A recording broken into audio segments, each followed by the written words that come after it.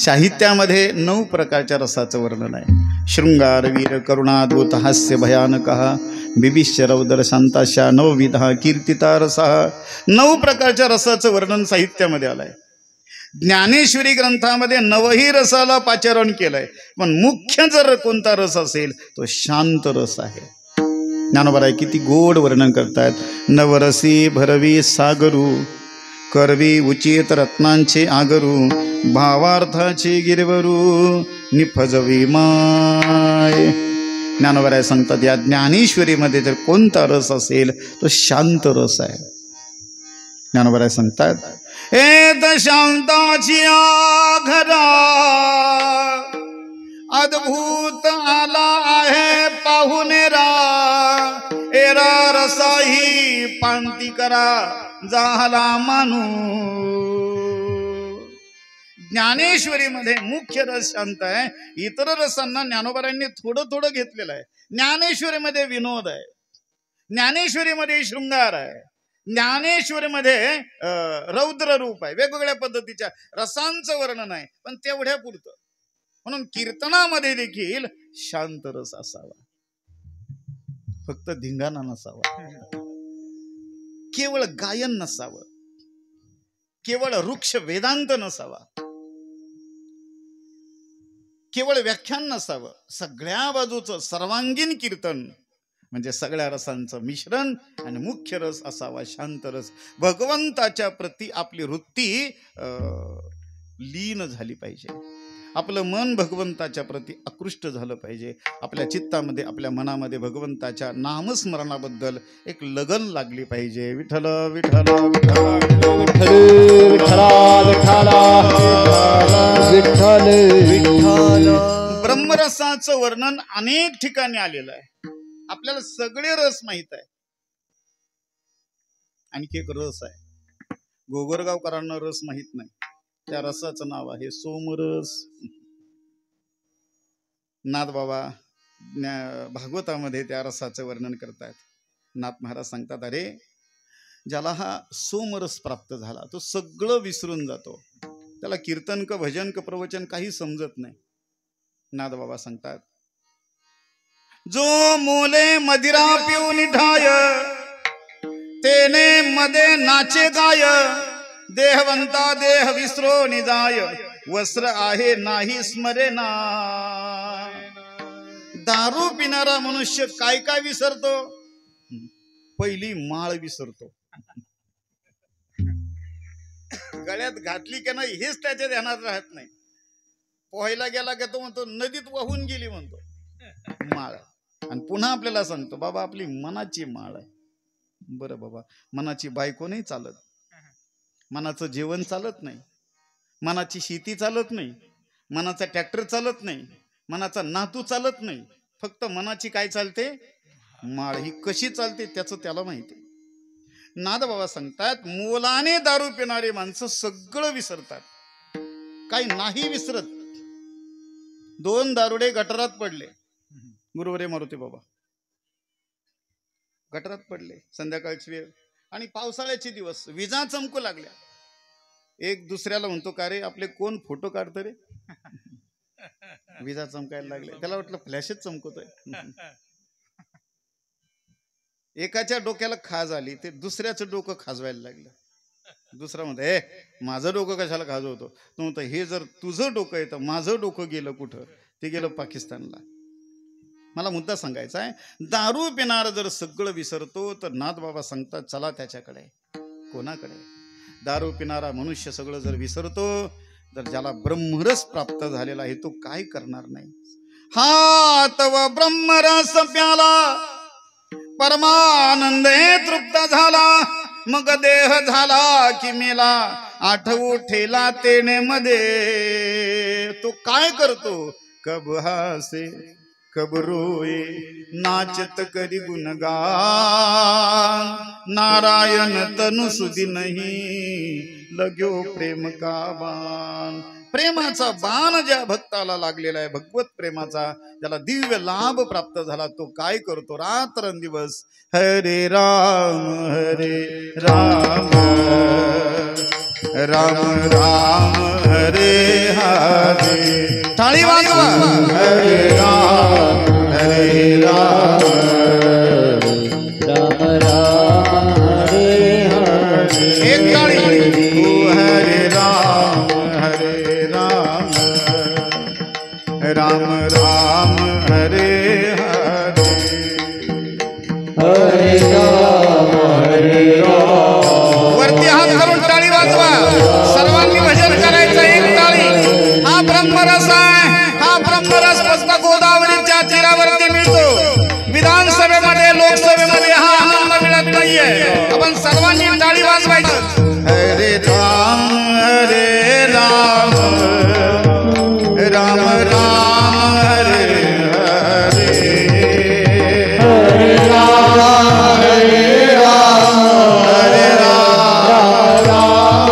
श्री राधे. हरे कृष्णा कृष्ण कृष्ण हरे हरे. हरे कृष्ण कृष्ण हरे हरे.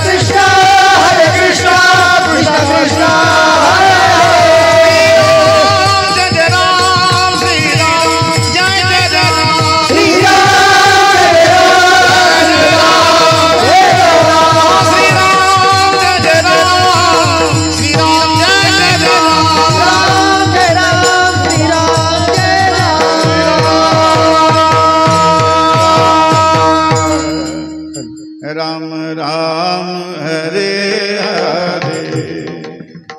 हरे कृष्ण कृष्ण कृष्ण हरे हरे. हा आनंद म्हणजेच ब्रह्मरस आहे. रसो वै सहा.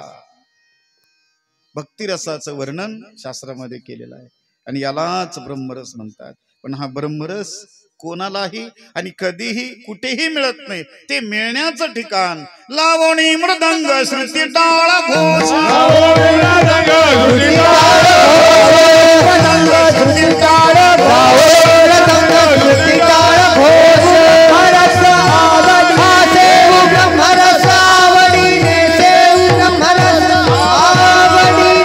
लावणी मृदंग श्रुती टाळ घोष. ब्रह्मरस मिळवण्याचं ठिकाण शुद्ध सात्विक ब्रह्मरस. वारकऱ्याला पीटी सुद्धा चालत नाही. सभामंडपी कीर्तन घोष. सभामंडपी कीर्तन घोष. संकटाळविने सोरस. संकटाळविने सोरस. आनंदे गाती हरिचे दास. आनंदे गाती हरिचे दास. परम उल्हासे करोदिया. महाद्वारी वैष्णव जन. महाद्वारी वैष्णव जन. परम उल्हासे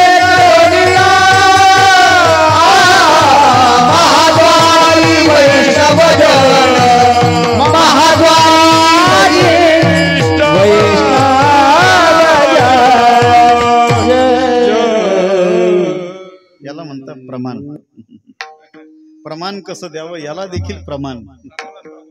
सभा मंडपी कीर्तन घोष मृदंग टाळ पेटी सुरस असं नाहीये. अलीकडे सिंथ वाजवायला लागलेत लोक. राम राम राम. कथेमध्ये थोडं बहुत क्षम्य आहे, पण कीर्तनात सिंथ नाही. पण अलीकडे नोटेशन काय, सिंथ काय, बासरी काय, स्वर्ग. अरे राम राम राम राम राम. मिळेल आनंद नाही असं नाही, पण तो राजसी आनंद मिळेल. वा काय चाल गायली. ब्रह्मरस नाही मिळणार. शुद्ध सात्विक ब्रह्मरस पाहिजे असेल तर फडकरी परंपरेनुसार लावणी मृदंग श्रुती टाळ घोष तबला देखील चालत नाही संप्रदायामध्ये. आता मी काल येडशी जवळ गेलतो बाबा, येरमाळा तिकडे त्या गुरुवर्य राऊत बाबांचं गाव तिकडे, हसेगाव वगैरे, संदीपन बाबांचं गाव तिकडे. 3 चाली. पहिली ठाईची चाल, त्याच्यानंतर ध्रुपदाची चाल, विठोर महिला पुन्हा चाल म्हणा येडशीकर. मग त्यांनी ती उंच स्वरामध्ये चाल म्हणायची. पुन्हा ध्रुपदाची चाल, पुन्हा भैरवीची चाल आणि पुन्हा ध्रुपदाची चाल. आणि कीर्तना करता 200 टाळकरी. तेवढ्या बाबत भजनाच्या बाबतीत आपले लोक दरिद्री आहेत. बाकी आपल्या घराघरामध्ये नेते मंडळी आहेत, पुढारी आहेत, पण भजनी आपल्याकडे कमी आहेत. गोगरगाव त्या मानानं समृद्ध आहे. गोगरगावमध्ये याचा हा गोदावरीचा काठ त्या मानानं पवित्र आहे. पण जसं जसं आपण आतमध्ये जाऊ तसं तसं टाळकऱ्याची वाण पडते. टाळकरी मिळत नाही. गावागावामध्ये हरिपाठ पाठ असणारे 2-3 माणसं भेटतात. काकड्याचा तर विशेष नाही राहिला. सभा मंडपी कीर्तन घोष मृदंग टाळ विने सुरस आनंदे गाती हरीचे दास परम उल्हासे करोनिया. आणि हा आनंद काकड्याला मिळतो बाबा. मला गुरुवारी हरिभक्त परायण वैकुंठवासी सदानंद गुरुजी यांनी सांगितलं होतं, त्यांना आवाज चांगला करायचा आहे त्यांनी काकडा म्हणा. आणि काकड्याचा आनंद वेगळा असतो महाराज. फक्त घेता आलं पाहिजे. डुकल्या घेत काकडा नाही करायचा आणि बिगर आंघोळीचा अजिबात नाही. त्याला आवाज चांगला करायचा, त्याने काकडा म्हणावा. आणि सुंदर काळी एकच्या स्वरामध्ये जर काकडा लावला ना तर ब्रह्मानंदी लागली टाळी कोण देहाते संभाळी. आणि हा आनंद संतांच्या संगतीमध्ये मिळतो. तुकोबार त्या ब्रह्मरसाचं वर्णन करतात. ब्रह्मरस गोडी तयासी फावली परिणाम वासनाने माली समूळा जाती. वासनाने माली समूळा जाती. वासनाने माली समूळा जाती. वासनाने माली समूळा जाती. ब्रह्मरस गोडी तयासी फावली वासनाने माली समूळा जाती. वासनाने माली समूळा जाती. ब्रह्मरस गोडी तयासी फावली वासनाने माली समूळा जाती. वासनाने माली समूळा जाती. ब्रह्मरसाची दिव्य अर्थात भजनावरती प्रीती जडणं, ते भजन अंतःकरणापासून आवडणं, ही खरी ब्रह्मरसाची गोडी आहे. कंठी प्रेम दाटे नयनी नीर लोटे हृदयी प्रगटे रामरूप. लोकांना दाखवणे करता नाही. अलीकडच्या काळामध्ये लोक झेंडूबाम लावून रडण्याचं नाटक करतात. बाबा रात्री त्या कीर्तनामध्ये मी गोपी गीताचा पहिला श्लोक म्हटलो. विजय महाराज एक महात्मा असा होता, घळघळ अश्रुधारा त्याच्या एवढ्या व्हायला लागल्या. जय विठ्ठल होईपर्यंत तो महात्मा रडतच होता. आणि त्यांनी सांगितलं, माझी पूजा पहाटे 3 वाजल्यापासून चालू होते. 3 वाजल्यापासून तर जवळजवळ 6-6:30 पर्यंत त्या परिसरातले दिव्य महात्मे हरिभक्त परायण गाथामूर्ती हनुमंत महाराज मते आळंदीमध्ये ज्यांची संस्था आहे, आणि एवढा दिव्य महात्मा आहे बाबा. त्यांनी टेम्पोच देवघर बनवलंय. त्यांच्याकडे 21 देवता आहे, 21 देव.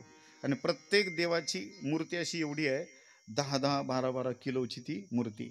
आणि सगळा दिवस त्यांचा पूजेमध्ये जातो. धूपारती, दीपारती, वेगवेगळ्या पद्धतीने आरती, पूजा आणि समर्पित भावना, अर्चन भक्ती. दिव्य महात्मे त्या पद्धतीनं. आपल्याला हे लोक माहीतच होत नाहीत. सद्गुरू जोग महाराज कळण्याकरता महाराष्ट्राला 100 वर्षे लागलेत. जोग महाराज आणि जोग महाराजांची कीर्ती करण्याकरता महाराष्ट्राला किती दिवस लागले? 100 वर्ष लागले. जोग महाराजांचं कार्य आत्ता अलीकडच्या काळामध्ये लोकांना कळायला लागलं. आणि एखादा नट नटी जगाला नरकामध्ये घालणारे लगेच तात्काळ सगळ्याला कळून जातात. ठीक आहे, माझा मुद्दा इथं आहे, ही ब्रह्मरसाची गोडी प्राप्त झाली, परिणाम काय होतो? वासना निमाली समूळजाची. आता वासना म्हणजे काय? वासनेचं चिंतन गुरुदेव बाबांनी असं केलं, भुक्त विषयाचे अंतःकरणावरती होणारे संस्कार आणि त्या संस्कारानुरूप तो विषय पुन्हा पुन्हा भोगू असं वाटणं, तो विषय पुन्हा पुन्हा भोगू असं वाटणं, या इच्छेला वासना असं म्हणतात. आणि ही वासना अत्यंत कठीण आहे. वासना ओढाळ गाय गड्यानो, वासना ओढाळ गाय. सगळ्या ब्रह्मांडामध्ये आपल्याला जे दुःख होतं त्याचं महत्वाचं कारण ही वासना आहे. या वासनेचे 3 प्रकार आहेत. थोडं इको कमी करा. लोक वासना, देह वासना आणि शास्त्र वासना. शास्त्र वासनेमध्ये 3 प्रकार आहेत. अर्थ वासना, पाठ्य वासना आणि अनुष्ठान वासना. देह वासनेमध्ये 3 प्रकार आहेत. सौंदर्य वासना, आयुष्य वासना आणि आरोग्य वासना. प्रत्येकाला असं वाटतं की आपण चांगलं दिसलं पाहिजे. सकाळी मनुष्य उठला, स्नान करतो, कपडे अंगावरती घालतो आणि पहिली एक वस्तू पाहतो. त्या वस्तूचं नाव काय? मी कसा दिसतो, वा ब्युटिफुल, मस्त, क्या बात है, तुमच्यासारखं कोण आहे जगामध्ये, असं प्रत्येकाला वाटतं. प्रत्येकाबद्दल प्रत्येक जण आरसा पाहतो. आरशाला बरं वाटावं म्हणून का आपल्याला बरं वाटावं म्हणून?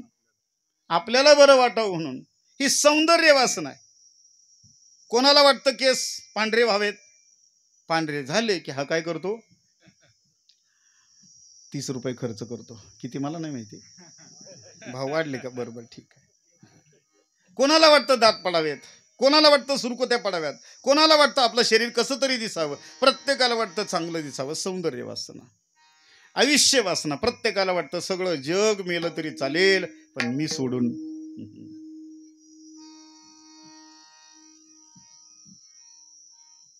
महायुद्ध जरी सुरू झालं, भारतावरती काही आक्रमण होऊ नये. भारतामध्ये जरी काही युद्ध सुरू झालं तर महाराष्ट्राकडे कोणी वाकड्या नजरेनं पाहू नये. महाराष्ट्रामध्ये काही जरी झालं तर नगर जिल्हा त्यातून सुटावा. नगर जिल्ह्यामध्ये जर काही दंगली वगैरे उसळल्या तर नेवासा तालुका, कोणता हा तालुका? मला वाटलं श्रीरामपूरमध्ये आलो काय. नेवासा तालुक्याला काही होऊ नये. नेवासा तालुक्यामध्ये काही झालं तरी चालेल पण घोगर गावामध्ये काही होता कामा नये. घोगर गावामध्ये काही झालं तरी चालेल पण माझ्या घराला काही नाही झालं पाहिजे. माझ्या घरामध्ये इतर लोकांना काही झालं तरी थोडं बहुत तिकडे तिकडे पण मला काही नाही झालं पाहिजे. माझा हातपाय तुटला तरी चालेल पण मी जगलो पाहिजे. जगस्प्रहे अस्पद एक सार्वभौम पद न मरणे निर्विवाद जगा पडी आहे. एक जण मरायला गेला रेल्वेच्या पुलाखाली, ओव्हरब्रिज जवळ. जाताना चटणी, लोणचं, 3 भाकरी, पापड घेऊन गेला, बिस्लरीची बाटली. एक जण हुशार, त्याने विचारलं, का हो तुम्ही काय करता? म्हटलं जीव द्यायचं, मला वैतागलो जीवनाला. म्हटलं मग जीव देण्याकरता तुम्ही आलात, मग ही बाटली, ते चपात्या, ते भाकरी, ते कशा करता? त्याने सांगितलं आलो जीव देण्याकरता पण रेल्वे जर लेट झाली मग काय उपाशी मरता का? त्यापेक्षा सगळी सोय करून आलो म्हटलं मी. मरणं हे कोणाला आवडत नाही. आयुष्य वासना आहे, आरोग्य वासना आहे. आरोग्य बिघडू नये प्रत्येकाला वाटतं पण सगळ्यात महत्वाची वासना म्हणजे लोक वासना. लोकांनी मला चांगलं म्हणावं अशी प्रत्येकाची इच्छा, याला लोक वासना म्हणतात. सबसे बडा आहे रोग, क्या कहेंगे लोग. लोक काय म्हणतील? या लोकांचा जर जास्त विचार केला ना तर लोक असे आहेत ते घोड्यावरती बसू देत नाही आणि पायी देखील चालू देत नाही. लोक तैसावूक कदा राखविना पतित पावना देवरा. याचा अर्थ असा, लोकांचा विचार न करता भगवंताचा आणि परंपरेचा विचार करावा. तुकोबाऱ्या सांगतात ही कोणतीही जरी वासना असेल, आमच्या संतांच्या जीवनामध्ये वासना नाही. वासना निमाली समोजाची, ब्रह्मरसाची गोडी प्राप्त झाली. पहिला परिणाम वासना गेली, दुसरा परिणाम दुसऱ्या चरणामध्ये नाही त्या विटाळा अखंड सोहळा. नाही त्या विटाळा अखंड सोहळा.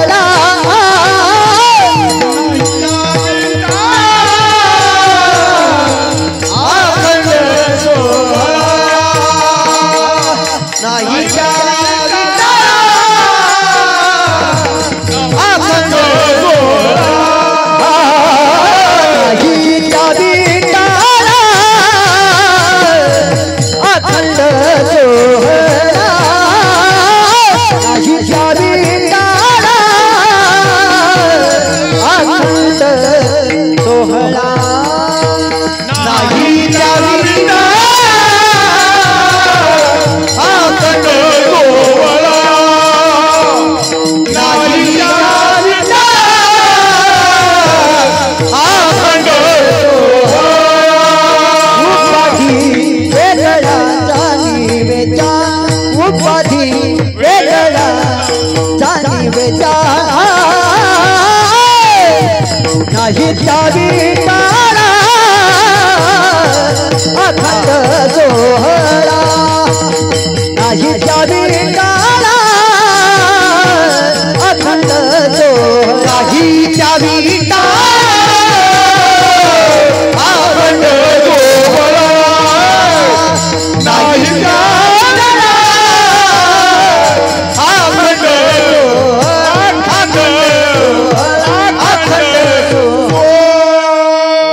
नाही त्या विटाळ अखंड सोवळा उपाधी वेगळा जाणीवेच्या ब्रह्मरसाची गोडी प्राप्त झाली.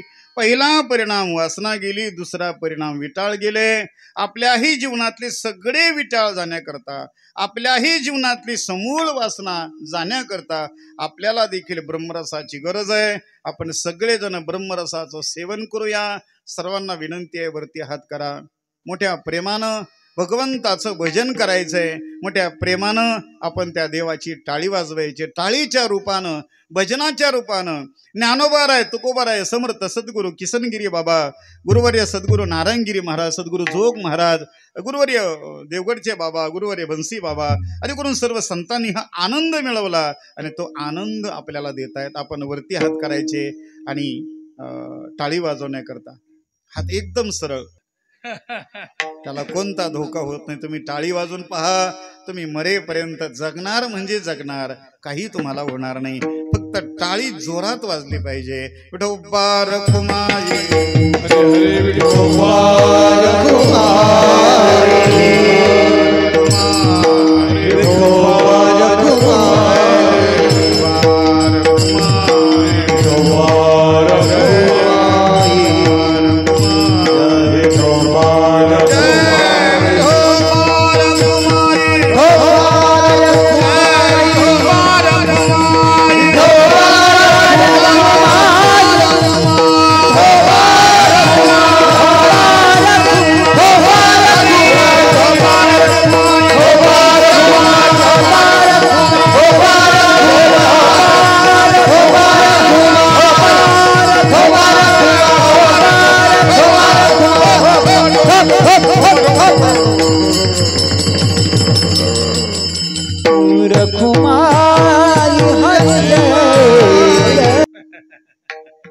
चांगलं भजन केलं, धन्यवाद.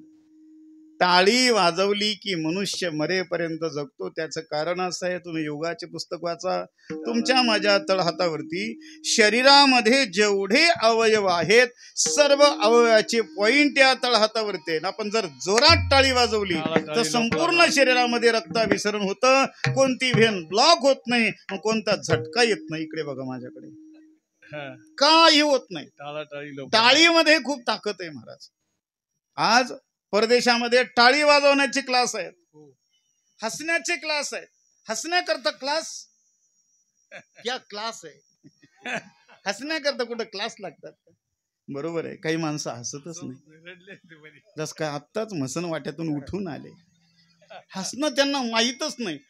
गुरुवर्य मुरारी बापू सांगत असतात, काही लोकांनी ज्ञान एवढं गंभीर करून टाकलं, ज्ञानी झाला की तो गंभीर, काही झालं तरी हसत नाही. हसणं माहीतच नाही त्यांना. मिरची जरी तोंडामध्ये घातली तरी तिखट लागत नाही, साखर घातली तरी गोड लागत नाही, कारण ज्ञान प्राप्त झालंय. ज्ञान गिळवणी गावा गोविंद. खरं सांगू, हसणाऱ्या माणसाचं आरोग्य चांगलं राहतं, असं हृदय मोकळं होतं. मोठ्यानं हसणारे माणसं मोकळे मनाचे असतात आणि मनातल्या मनामध्ये हसणारे माणसं कपटी असतात. इथलं नाही, आमच्या तिकडचं सांगतो. मोकळ्या मनाचे माणसं मोकळ्या मनाने असतात. रावण मोकळ्या मनाचा महात्मा, अय हसत होता. आपण पाहिलं ना तो टीव्हीवरती. काही काही माणसं हसत नाही, काही काही मनातल्या मनात दुसऱ्याचं काही बिघडलं का एखादा गाडीवरून पडला का ते होऊन जात.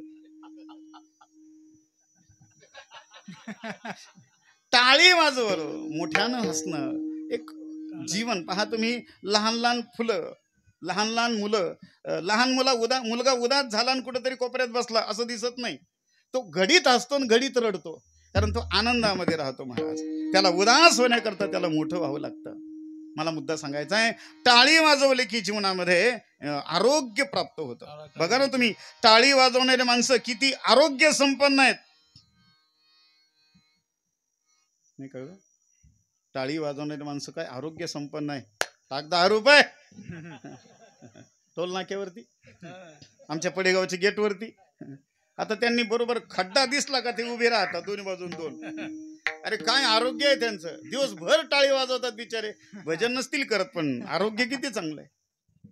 टाळीनं आरोग्य चांगलं राहतं. बरं, ती टाळी अशी ढिल्ली नाही वाजवायची, अशी आडवी टाळी नाही, उभी टाळी, अशी जोरामध्ये टाळी वाजली पाहिजे. पाचही बोटाला लागले पाहिजे. बरोबर आहे. बाबांची टाळी तुम्ही पहा, जाणीवपूर्वक पहा. देवगडच्या बाबांची टाळी पूर्ण टाळी वाजते, अशी पाचही बोटांना लागतात. मी चांगलं निरीक्षण केलंय. आणि बाबाचं आरोग्य पहा कसं आहे. दर्शने, प्रशस्ती, पुण्यपुरुष, ज्यांच्याकडे पाहिल्यानंतर आपल्याला पाया पडावं वाटतं, ज्यांच्याकडे पाहिल्यानंतर परमार्थाची अलौकिक आभा जाणवते आणि त्यांचा परमार्थ आपल्याला हवासा वाटतो, दर्शन हवंसं वाटतं. याचा अर्थ असा आहे की भजनाची ताकद आहे, टाळीची ताकद आहे, साधनेची ताकद आहे. विठ्ठल विठ्ठल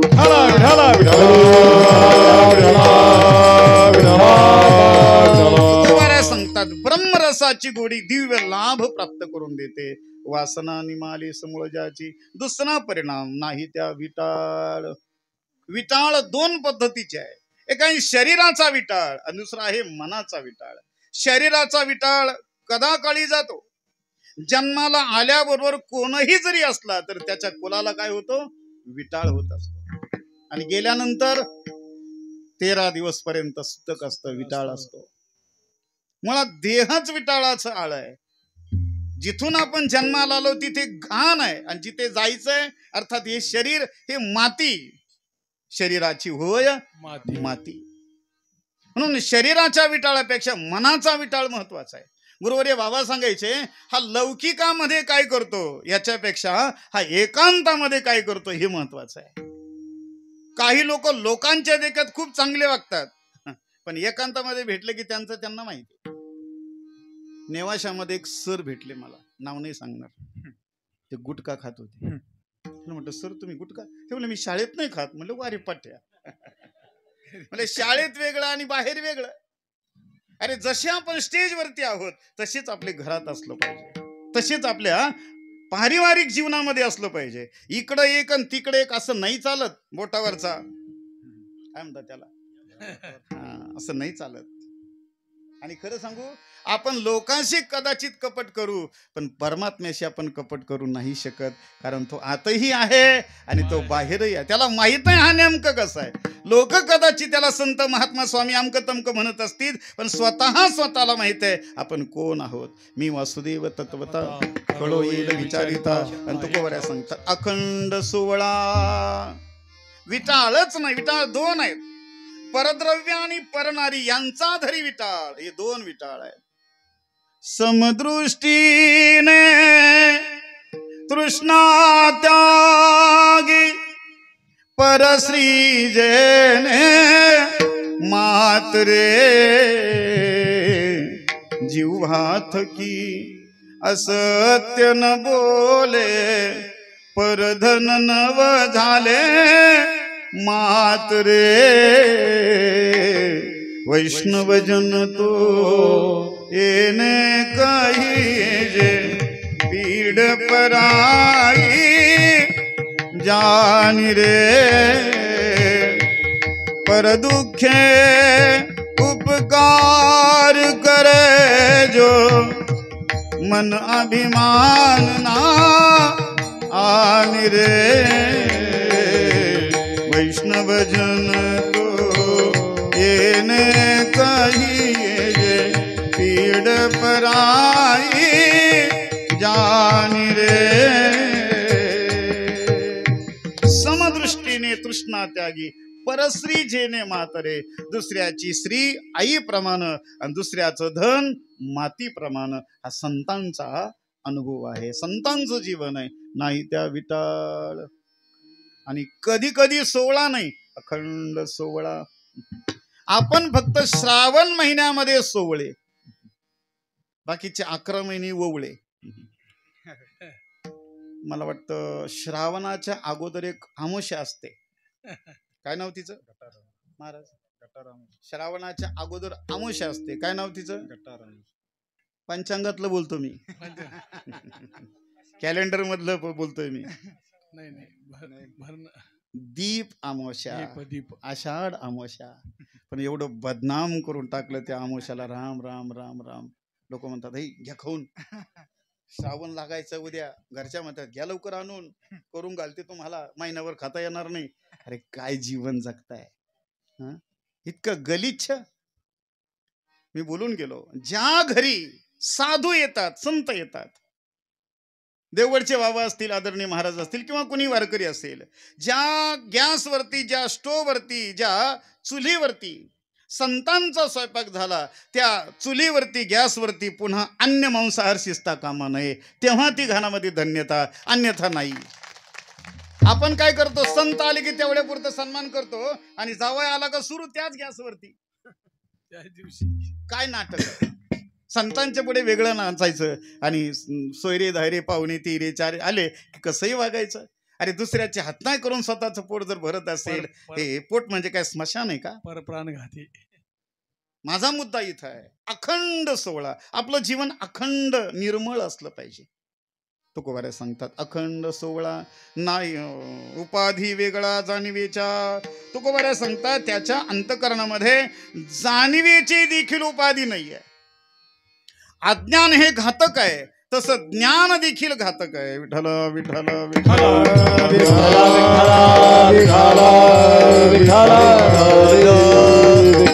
एवढं शेवटचं उदाहरण देतो आणि थांबतो. बाबा 8:30ला संपवायचं ना, 9:30ला.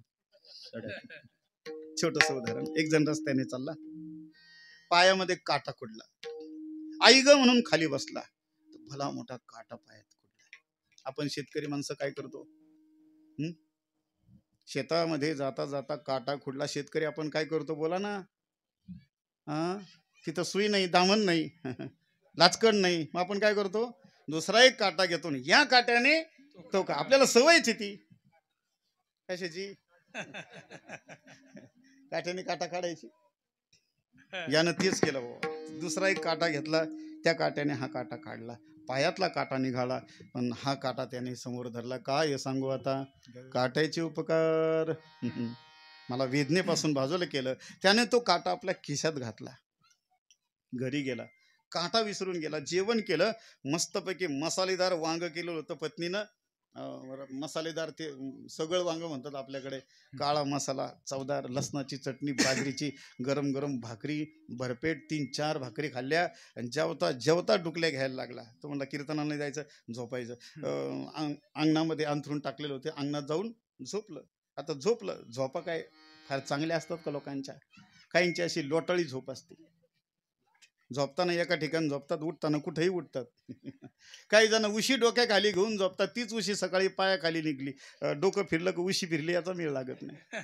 अनेक जण काय, आमच्या आळंदीमध्ये एक मुलगा असा होता, झोपामध्ये तो वळकटी गुंडाळायचा, वळकटी डोक्यावर घ्यायचा आणि मग धर्मशाळेच्या बाहेर जायचा, कुठेतरी धडकला मग मागे यायचा. उगल मुगले नाव होते तसं उमरेकर मध्ये.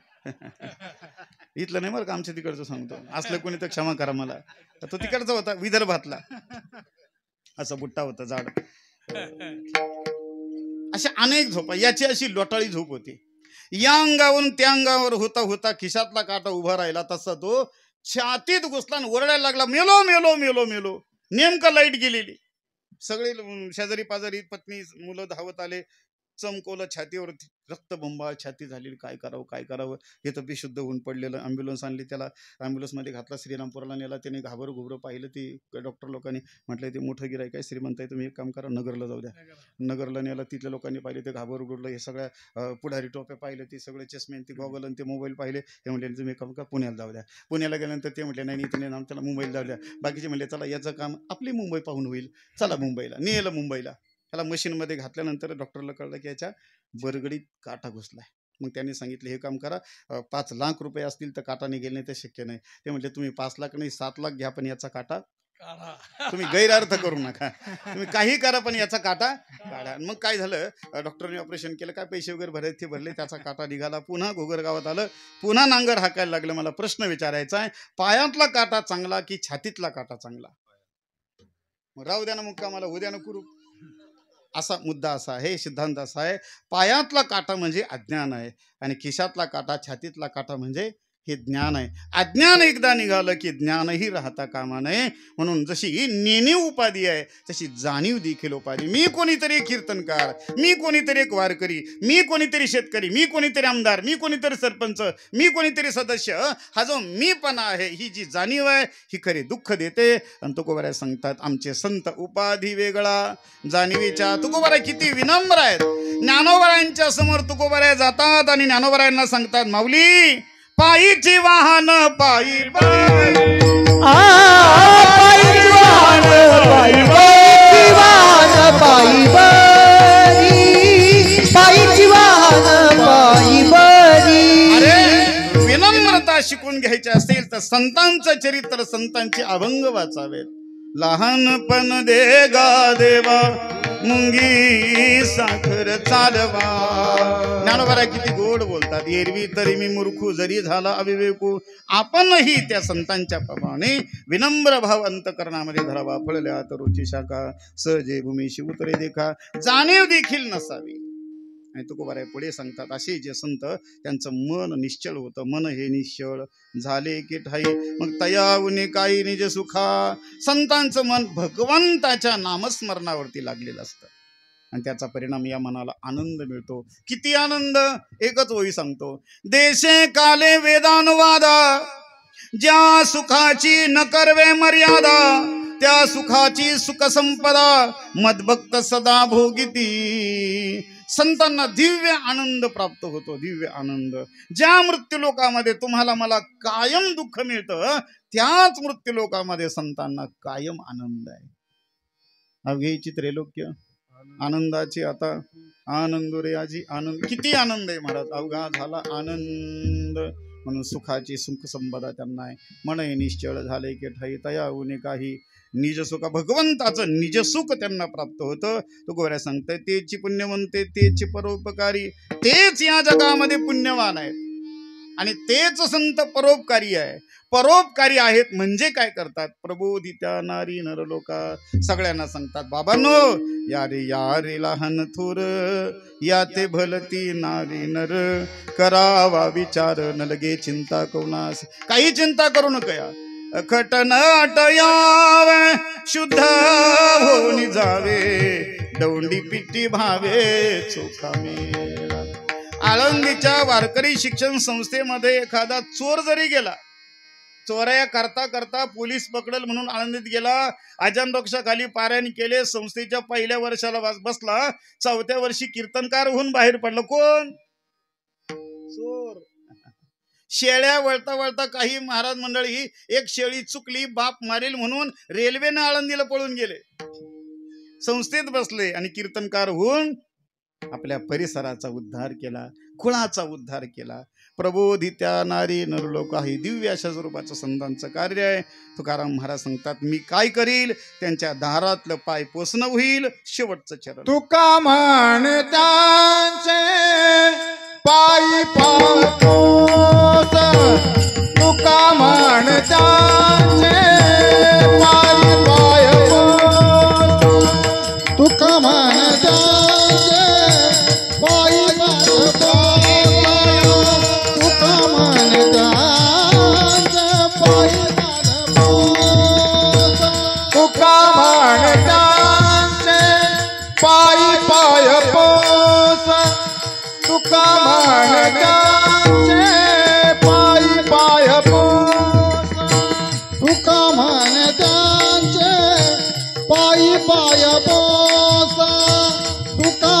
त्यांचे पायी पाय पोस होऊनी आवास करीन तेथे होऊनी आवास करीन तेथे नाही त्या विशाळ अखंड सोवर नाही त्या विशाळ अखंड सोवर दोन्ही आवाज करीन तेथे दोन्ही आवाज करीन माहिता विठाल अखंड सोहळा माहिता विठाल अखंड सोहळा उपाधी वेगाने जाणले जय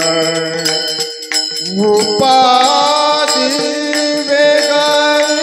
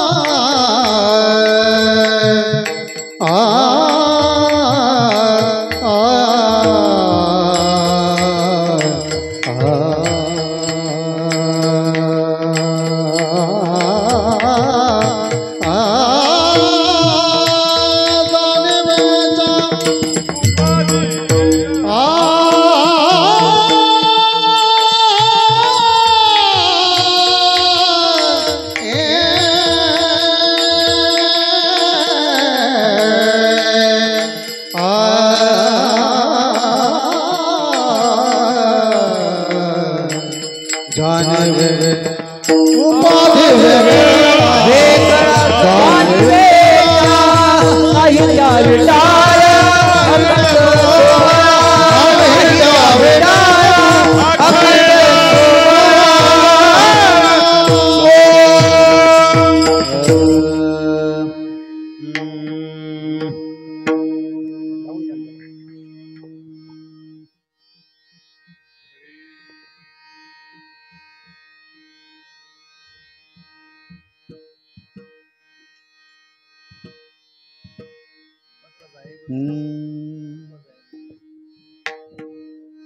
तुका म्हणे त्यांचे पायी पाय पोस ओनी आवास करीन तेथे. तुकोबाऱ्या सांगतात संतांच्या दारामधलं पाय पोसणं होईल. आपण बाहेरून आलो, कदाचित हातपाय धुवून आलो की आपण त्या पाय पुसण्याला काय करतो, पाय पुसतो.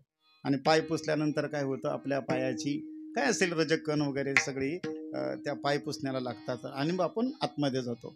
तुकोबाऱ्या सांगतात ते पाय पुसणं मी होईल.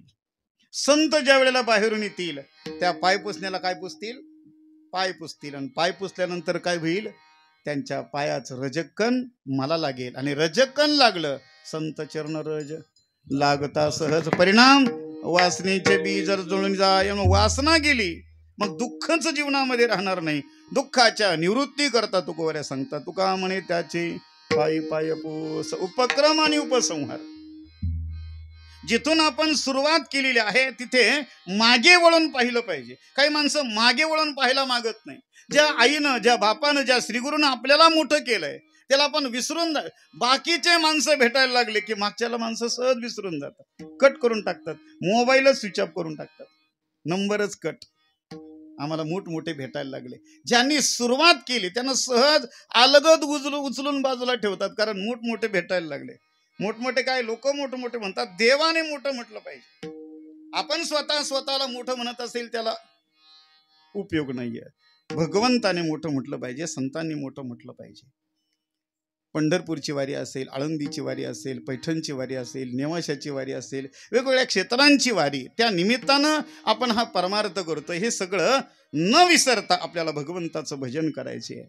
तुकोबाराय सांगतायत, हीच व्हावी माझ्यास जन्मोजन्मी तुझा दास, पंढरीचा वारकरी, जेजुरीचा वारकरी नाही. जेजुरीतून एकदा लग्न झाल्यानंतर जावं, पुन्हा पुन्हा जावं, काही अडचण नाही, पण पंढरपूरची वारी चुकता कामा नये. आळंदीचं पंढरपूरचं सांगू, वारकरी मंडळी, एखादा वारकरी एखाद्या वारीला जर आला नाही, जुन्या काळामध्ये त्याचा दावा घालत होते चंद्रभागेमध्ये, कारण ज्या अर्थी तो आला नाही त्या अर्थी तो मेला.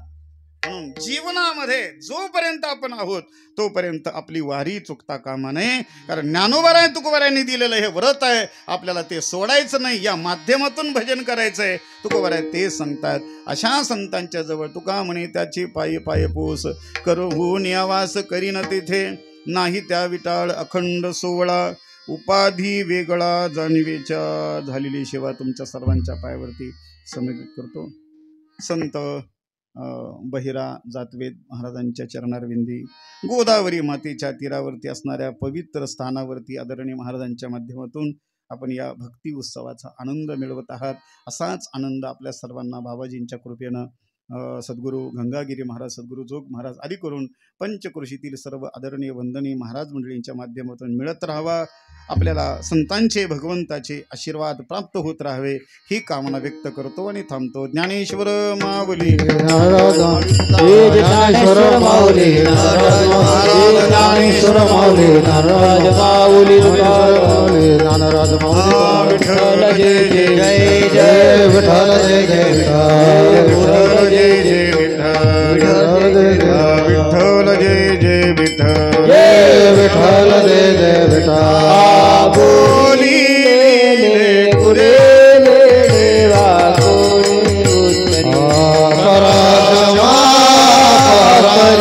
महाराज तुम्ही सिद्ध नाही विचारला दे कर मी आपला महाराज तुम्ही